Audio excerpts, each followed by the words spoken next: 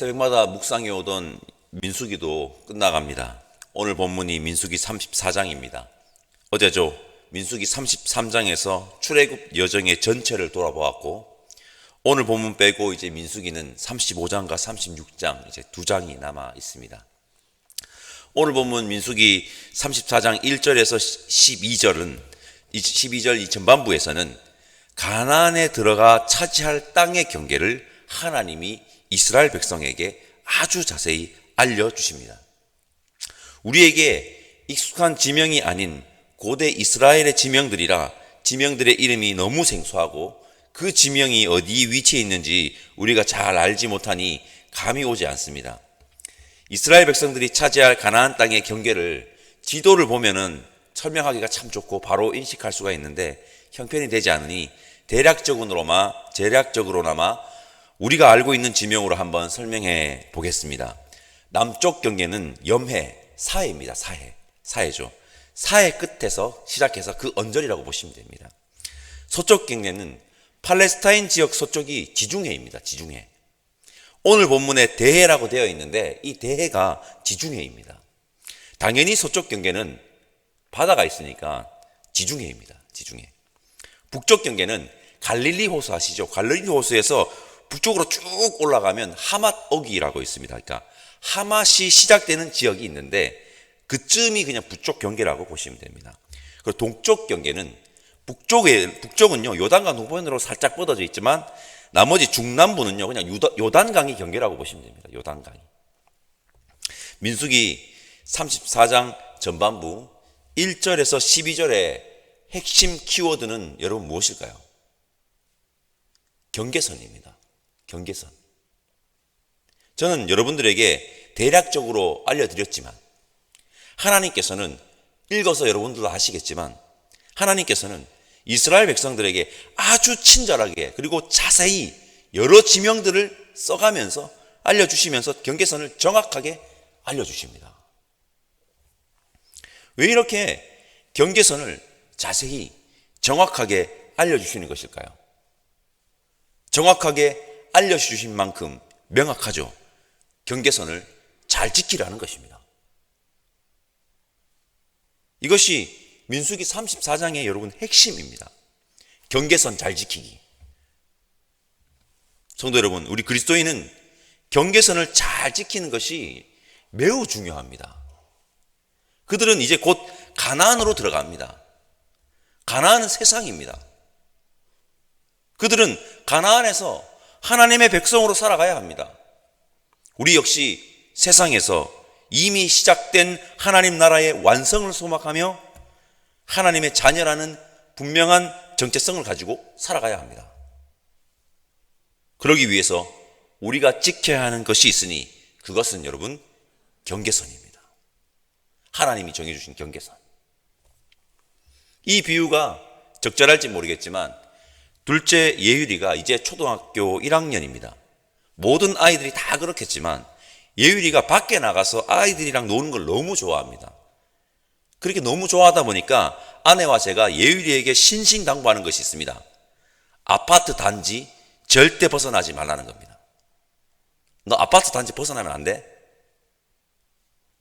아내와 제가 둘째 아이 예율이에게 아파트 단지 절대 벗어나지 말라고 경계선을 그어놓고 신신당부하는 이유가 무엇입니까? 그래야 안전하기 때문입니다. 그래야지. 여러분, 우리는 하나님의 경계선 안에 있어야 안전합니다. 다르게 말하겠습니다. 우리는 예수 그리스도 안에 있어야 안전합니다. 경계선을 잘 지키는 저와 여러분들이 됩시다. 하나님이 그어주신 경계선의 크기가 얼마쯤 될까요? 이스라엘 백성들에게 약속하신 땅의 크기가 얼마쯤 될까요? 지금 세계 최대 강대국 미국 아니면은 가장 영토 큰 넓은 영토를 가지고 있는 러시아 아니면 중국의 크기 정도는 될까요? 놀라지 마십시오. 우리나라 강원도와 크기가 비슷합니다. 제가 본 두 번째 포인트는 첫 번째 포인트는 여러분 경계선 안에 있어야 안전하다입니다. 두 번째 포인트는 하나님이 그어놓으신 경계선이 크지 않다입니다. 저는 이렇게 생각합니다. 하나님의 백성들의 나라가 제국처럼 영토 확장의 야망을 가져서는 안 된다는 것입니다. 즉 욕망의 노예가 되지 말라는 것입니다. 성경에 나오는 제국들 아수르, 바벨론, 페르시아, 헬라, 로마는 영토를 확장하며 자신들의 위세를 펼치기를 바랬고 그 과정에서 때로는 폭정 그리고 수많은 희생이 발생했습니다. 하나님께서는 당신의 백성들의 나라가 하나님의 사랑과 하나님의 은혜를 세상에 보여줘야 할 제사장 나라가 욕망의 노예가 되어 무분별하게 영토 확장하는 것을 막기 위해 처음부터 경계선을 확실히 그은 것은 아닐까요? 내가 너희에게 허락한 곳은 딱 여기까지야. 그 크기가 어느 정도냐 하면 우리나라의 강원도 지역의 크기입니다. 그 작은 나라가 세계에 영향력을 미치는 겁니다. 성도 여러분, 우리가 가장 경계해야 하는 것은 욕망입니다. 욕망의 경계선을 넘으면 안 됩니다. 욕망이 생기면 인간들은 경계선을 넘으려고 합니다. 저와 여러분들은 하나님께서 여기까지야 라고 하면 예, 알겠습니다 하고 경계선을 잘 지키는 믿음의 사람들 되시기를 소망합니다. 다시 한번 강조합니다. 하나님 나라의 가치는 세상의 가치와 다릅니다. 힘을 키워서 영토를 넓혀 나라를 확장하고 다른 나라를 억압하고 지배하는 것이 아닙니다. 우리는 하나님이 그어주신 경계선 안에서 하나님 말씀 지키며 하나님께 예배드림으로 친밀하게 교제하며 함께 어울려져 사는 것이 우리의 가치입니다. 경계선을 잘 지키는 믿음의 사람들 다 됩시다. 민수기 34장의 후반부는 각 지파별로 기업을 나눌 지도자를 임명하는 장면입니다. 우리 민수기 34장 13절에서 15절까지 말씀 한번 읽어보겠습니다. 같이 읽겠습니다. 모세가 이스라엘 자손에게 명령하여 이르되 이는 너희가 제비 뽑아 받을 땅이라. 여호와께서 이것을 9지파 반쪽에게 주라고 명령하셨나니 이는 루벤 자손의 지파와 갓 자손의 지파가 함께 그들의 조상의 가문을 따라 그들의 기업을 받을 것이며 므낫세의 반쪽도 기업을 받음이니라. 이 두 지파와 그 반 지파는 여리고 맞은편 요단 건너편 곧 해돋는 쪽에서 그들의 기업을 받으리라. 아멘. 12지파가 아니라 왜 9지파 반인지 아실 겁니다. 지난 민수기 32장에서 루벤 자손과 갓 자손 그리고 므낫세 반 지파는 요단강 동편의 땅을 분배받았습니다. 여호와 하나님께서 가나안 땅을 분배하는데 어떻게 나누라고 합니까? 제비를 뽑아서 나누라고 합니다. 성경에서 제비를 뽑는 장면이 자주 등장합니다. 성경에서 제비를 뽑는다는 것은 복불복을 의미하는 것이 아닙니다. 성경에서 제비를 뽑는다는 것은 하나님이 정확하시고 완전하신 분임을 믿고 하나님의 뜻에 온전히 맡긴다는 것입니다. 여러분, 우리는 하나님의 뜻에 온전히 맡기고 있습니까? 우리 역시 하나님이 정확하시고 완전하신 분이심을 믿고 하나님의 뜻에 온전히 맡기는 믿음의 사람들이 되면 좋겠습니다. 우리 하나님의 뜻에 온전히 맡깁시다. 오늘 본문에 각 지파의 지도자들의 이름이 나옵니다. 제가 9지파 반의 지도자들의 이름을 성경에 기록된 순서대로 한 분 한 분 읽어보겠습니다. 유다 지파의 갈렙, 시므온 지파의 스무엘, 베냐민 지파의 엘리닷, 단 지파의 붓기, 므낫세 반 지파의 한니엘, 에브라임 지파의 그무엘, 스불론 지파의 엘리사반, 이사갈 지파의 발디엘, 아셀 지파의 아히훗, 납달리 지파의 부다헬, 총 10명입니다. 이들은 하나님의 약속의 성취를 위해서 이제 헌신할 겁니다. 10명의 지도자들의 이름을 나열하는 구절에서 제가 주목한 것은 우리는 10명의 이름 중 갈렙 말고는 잘 모른다는 것입니다. 갈렙 말고 9명은 잘 모를 수밖에 없습니다. 민수기 34장에만 딱 한 번 나오는 사람들입니다. 그러나 여러 번 나오는 갈렙만 중요한 것이 아니라 나머지 9명 딱 한 번 나오는 그들도 너무너무 소중하고 중요하다는 것입니다. 제가 무슨 말을 하고 싶어서 이런 말을 하는지 짐작하실 겁니다. 우리는 항상 착각합니다.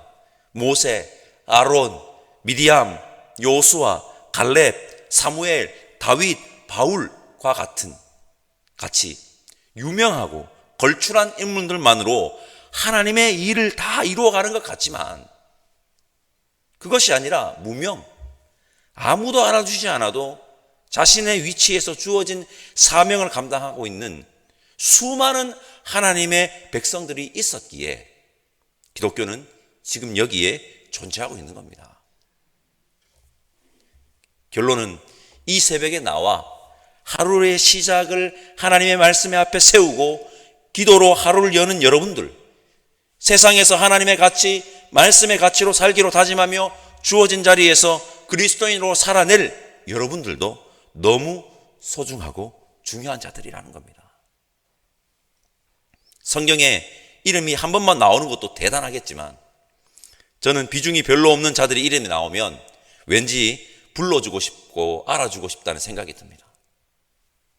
성도 여러분, 아무도 우리의 이름을 알아주지 않겠지만 주어진 자리에서 최선을 다해 하나님의 가치로 살아가는 여러분들은 너무 소중하고 중요합니다. 그리고 아무도 우리의 이름을 알아주지 않아도 예수님께서는 우리의 이름을 알아주실 겁니다. 오늘도 힘내서 그리스도인으로 살아갑시다. 이제 곧 가나안, 즉 세상으로 나아갈 출애굽 공동체 지체들에게 민수기 34장은 이렇게 말하고 있습니다. 너희들 하나님의 경계선 안에 있어야 안전하다. 너희들 욕망에 사로잡혀 하나님이 그으신 경계선에서 벗어나는 우를 범하면 안 된다. 욕심내다가 경계선 넘으면 큰일 난다. 너희들은 세상에서 하나님의 가치관으로 살아가야 하고 하나님 나라를 보여주어야 한다. 세상 가운데서 하나님이 그어주신 경계선 안에 살면서 세상에 하나님 나라를 보여주기를 바란다. 성도 여러분, 저와 여러분 역시 이 세상에서 하나님이 그어주신 안에서, 그 경계선 안에서 안전하게 욕망에 사로잡히지 말고 하나님 나라의 가치를 세상에 제대로 보여주는 그리스도인이기를 간절히 소망합니다. 기도하겠습니다. 하나님, 감사합니다. 하나님이 그어주신 그 경계선 안에서 안전하게 살아가는 자들이 되게 하여 주옵소서. 하나님이 그어주신 경계선을 욕망 때문에 넘어가는 우를 범하지 않는 자들이 될 수 있게 성령 하나님 인도하여 주시고 세상 속에서 경계선을 확실히 지켜 세상의 가치관에 함몰되는 자들이 아니라 세상 속에서 하나님의 나라를 제대로 보여주는 그리스도인이 오늘 이 새벽 함께 예배드리는 우리 모두이기를 바라오니 역사하여 주옵소서.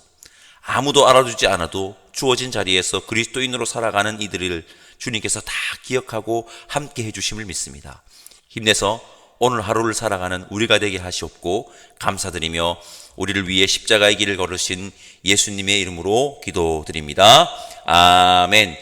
하늘에 계신 우리 아버지, 아버지의 이름을 거룩하게 하시며 아버지의 나라가 오게 하시며 아버지의 뜻이 하늘에서와 같이 땅에서도 이루어지게 하소서.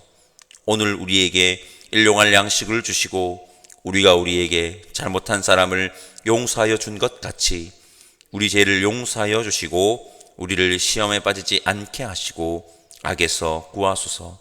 나라와 권능과 영광이 영원히 아버지의 것입니다. 아멘.